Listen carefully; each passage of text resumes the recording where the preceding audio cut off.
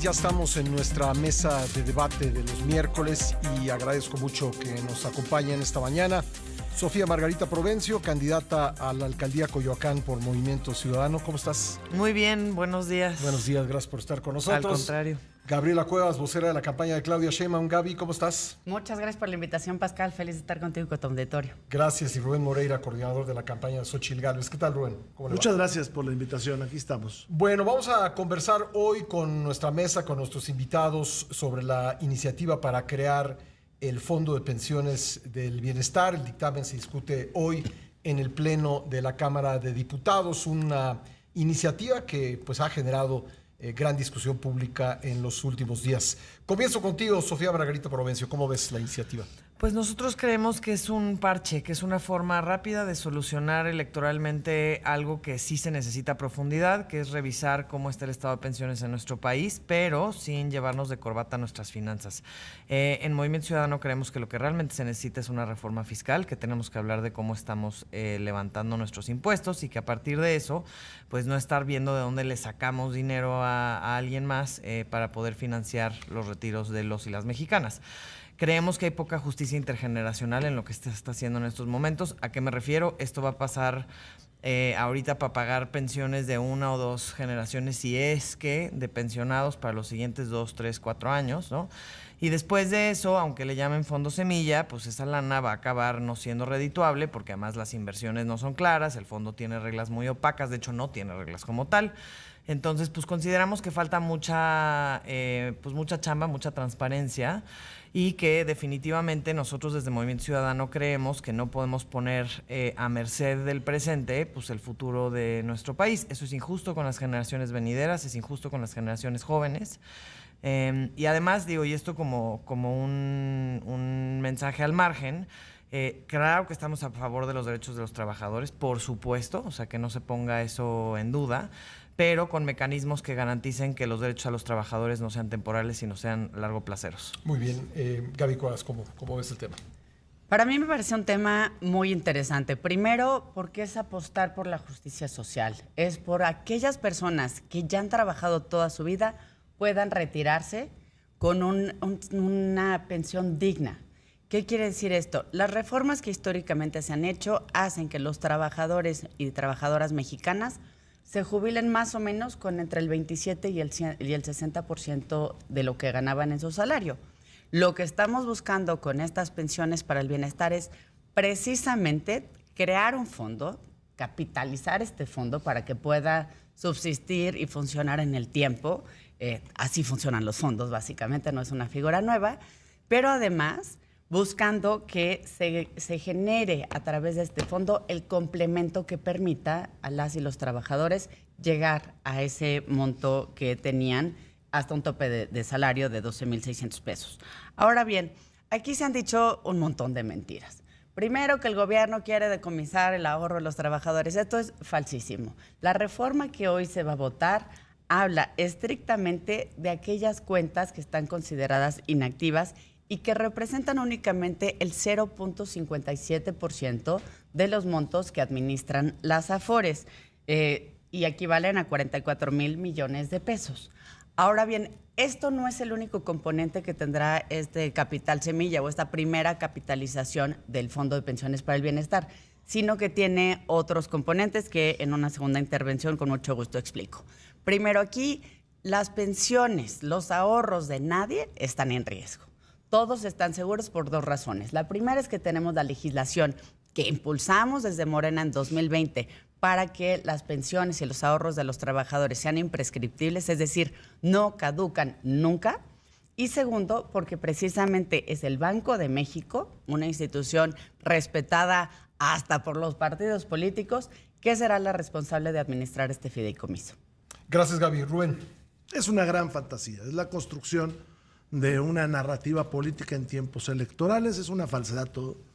Yo recordaría que el presidente mandó 20 iniciativas constitucionales que Morena congeló, que no piensan votar, que yo creo que eran un mensaje para la candidata oficial, y una de ellas era la pensión al 100%. Así lo dijo el señor presidente de la República. Sin embargo, si lo lees, pues eso no es cierto, es falso.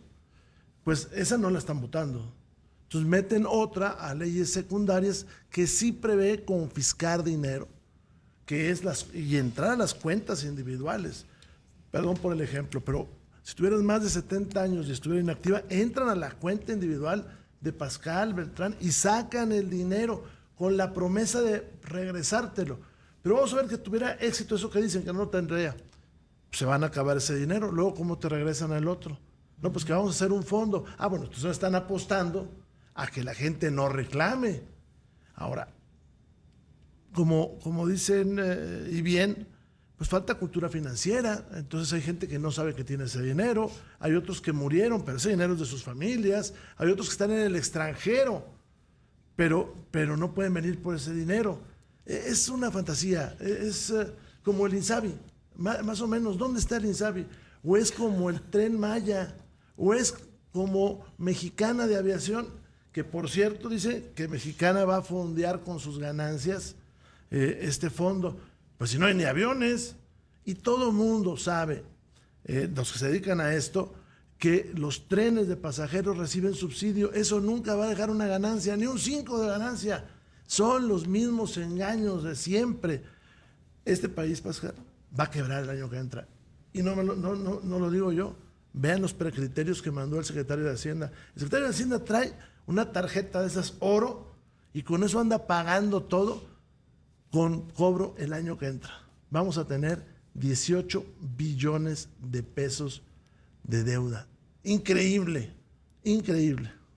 Lo que es innegable es que tenemos un problema con las pensiones en el país. Por un lado se están acumulando las pensiones contributivas y no contributivas, y por otro lado hay una gran parte de la población que está trabajando en la informalidad que ni siquiera va a tener una pensión cuando alcance la edad de jubilación. ¿Cuál es el problema? ¿Cuál es el diagnóstico de nuestros invitados del problema? ¿Cuál es, si no esta iniciativa, cuál tendría que ser la iniciativa que ponga en orden la jubilación de los mexicanos para que todo el mundo alcance algo que sea digno para vivir y que no ponga en jaque las finanzas públicas? Lo vamos a platicar al volver del corte. Regresamos enseguida con la mesa de debate de este miércoles. No se vayan. Decía yo antes de la pausa que con todo el barullo que se ha armado en torno de la iniciativa para crear el Fondo de Pensiones para el Bienestar, pues la discusión no está tocando sino una pequeña parte del problema, porque la gran mayoría de los trabajadores en México que están en el sector informal pues ni siquiera van a poder alcanzar una pensión. ¿Cómo le entramos al problema, Sofía Margarita Provencio, de MC? A ver, yo creo que en México urge dignificar el trabajo, en muchos sentidos. En este país, desafortunadamente, las horas trabajadas son enormes y al final los, digamos, beneficios que uno recibe por las horas trabajadas son menores, ¿no? Tenemos primero que reducir la jornada laboral, la formal, ¿no? A 40 horas. Es una propuesta que está atorada ahí en la Cámara, que esperemos que pues avance, aunque no vemos para cuándo. Nosotros en Movimiento Ciudadano impulsamos vacaciones dignas porque tenemos que hablar también de la salud mental de la fuerza laboral de este país, el salario mínimo, etcétera, ¿no? Ahora, todo eso pues son cosas que dignifican el ejercicio del trabajo formalizado, pero no necesariamente garantizan que las personas que no tienen acceso a un contrato como tal, ¿no? Y generan antigüedad, etcétera, pues alcancen, después de tener una vida laboral más digna, un retiro, ¿no? Más Dicen digno. que el freelance trabaja el doble y cobra la mitad. Es correcto, sí, ¿no? Y que además muchas personas de las generaciones venideras pues no van a tener un trabajo formal como lo entendemos hoy, por lo que presentan los nómadas digitales, por lo que presenta el teletrabajo, etcétera, etcétera, ¿no? Entonces yo creo que tenemos que empezar a pensar en el futuro, no solamente justamente parches electorales como esta reforma, sino cómo vamos a llegar a que no solamente esta generación, sino todas las que vienen puedan tener un trabajo digno y un retiro digno. Y que eso no dependa de que tengan un contrato que genere antigüedad. Ahorita pues digo, para no ser tramposa, pues fuera del aire estábamos hablando justamente de no nada más las personas que trabajan en un tianguis, etcétera, pero quienes no tienen, yo toda la vida, pues no, yo no tengo antigüedad, nunca le he generado, me considero una persona muy afortunada, yo no soy en el escenario en el que tendríamos que estarnos preocupando, pero sí pienso que si seguimos sectoralizando los retiros o los trabajos dignos como ahora las trabajadoras del hogar, pero mañana va a ser los del tianguis, pero mañana no, o sea, empecemos a hablar del trabajo como algo que en este país necesita repensarse y que necesita mucha creatividad, y yo voy a insistir con lo que mencioné en mi primera intervención, que necesitamos una reforma fiscal. El que es rico en este país es muy rico. Entonces, tenemos que empezar a sacar la lana de los lugares donde sobra y de los lugares donde abunda, para que justamente en los espacios donde falta se puedan empezar a cubrir este tipo de necesidades. Gracias, Gaby. Existen en el mundo, digamos, dos modelos para sistemas de pensiones. Uno que tiene que ver con una capitalización inicial y otro que tiene que ver con el gasto público, es decir, con gasto gubernamental que se ve cada año. En México tenemos una especie de mezcla de estos modelos. ¿Por qué es importante entrarle al tema y por qué son importantes estas reformas que ha planteado el presidente de la República y reformas como la que se analizarán hoy? Precisamente para generar esa capitalización inicial. No es un modelo nuevo, así funcionan hasta los grandes fondos de inversión. Se hace una primera capitalización y a partir de ahí se pueden generar los recursos. ¿Qué resulta muy importante, Pascal? Primero, entender que México empieza a sufrir los estragos del cambio demográfico. Esto ya lo podemos ver, por ejemplo, en muchos países europeos y podemos aprender de esa experiencia. ¿Qué necesitamos? Primero, incorporar a nuestros jóvenes a un trabajo, a un empleo digno, que reconozca estos, no solo el salario, sino también todos los alcances de la seguridad social y generar los mecanismos para que se pueda ir construyendo estas pensiones dignas. ¿Qué no podemos hacer? Pues seguir condenando a quienes han trabajado toda su vida, decirles, ¿qué crees? El día que te retiras vas a tener nada más entre el 27 y el 60% de lo que tenés en tu salario, que eso es el modelo vigente, es el modelo que tenemos que transformar. Ahora, ¿por qué no se han votado las iniciativas del presidente que comentaba Rubén? Pues porque el PRIAN declaró su huelga constitucional desde hace mucho, desde que decidieron mezclar lo electoral con la responsabilidad. Se acabaron las reformas constitucionales y por eso nosotros le hablamos a la gente del Plan C. Ahora, ¿qué también resulta muy importante? Vamos a entrar a los temas de deuda, como dice Rubén, y que Rubén nos platique cómo Coahuila, un estado que siempre ha sido gobernado por el PRI, hoy tiene una de las deudas estatales más importantes que implican el 90% de las participaciones federales ya comprometidas. Así gobierna el PRI en Coahuila y así ha gobernado el PRI en nuestro país. Entregaron gobiernos endeudados. Y hoy nosotros, de forma responsable y transparente con la gente, lo estamos arreglando. Y como eso puedo dar muchos ejemplos. Ahí está el FOBAPROA, ahí hay un montón de cosas de cómo se beneficiaron unos para fastidiar a las y los trabajadores. Bueno, por alusiones y porque le toca. Pues son las fantasías. Creo que Gaby está confundiendo algunas cosas.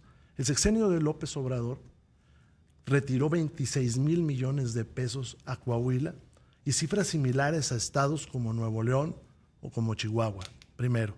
Segundo, la deuda de este país va a ser 18 billones de pesos. Con todo respeto, es la más grande irresponsabilidad que podemos encontrar. Tercero, y lo vuelvo a hacer, ahí están las iniciativas del presidente. La oligarquía le pidió al presidente que no las votara. PAN, PRI y MC han dicho que se voten. Todo lo demás es rollo.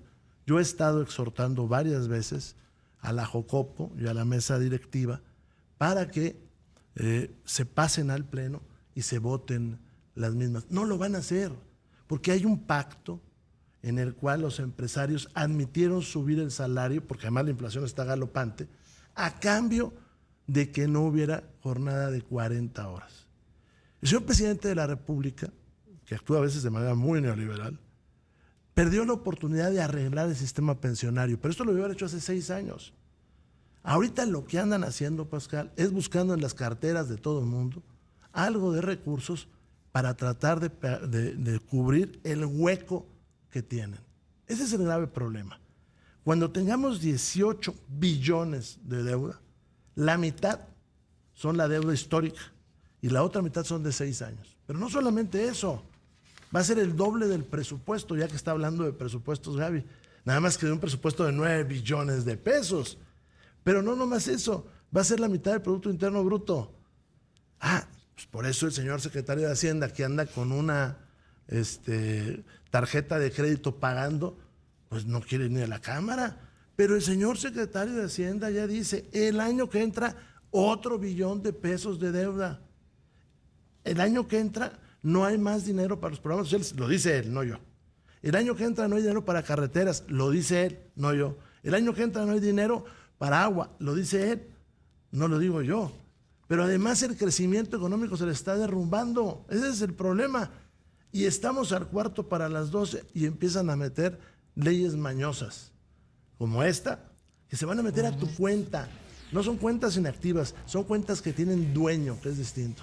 Muy bien, pues un tema difícil de agotar en una mesa con el tiempo que tenemos, pero finalmente ahí quedaron, yo creo que muy claras las posturas y argumentos creo que muy relevantes de parte de nuestros tres invitados. Les agradezco mucho, Sofía Margarita Provencio, candidata a la alcaldía de Coyoacán por MC, gracias por haber venido. Muchas gracias. Gracias. Gabriela Cuevas, vocera de la campaña de Claudia Sheinbaum, gracias Gaby. Muchas gracias por la invitación. Y el diputado Rubén Moreira, coordinador de la campaña de Xochitl Gálvez. Rubén, gracias. Gracias, que nos expliquen los Panama Papers. Bueno, vamos a una Y la pausa. deuda que dejaste en Coahuila de 21,000 millones de pesos solo entregado en pagos de intereses. Y se ve que Esos son seguirá los el bancos. debate en el Tercera corte. vía. Aquí nos quedamos. Los Una Panama pausa. Regresamos. Papers.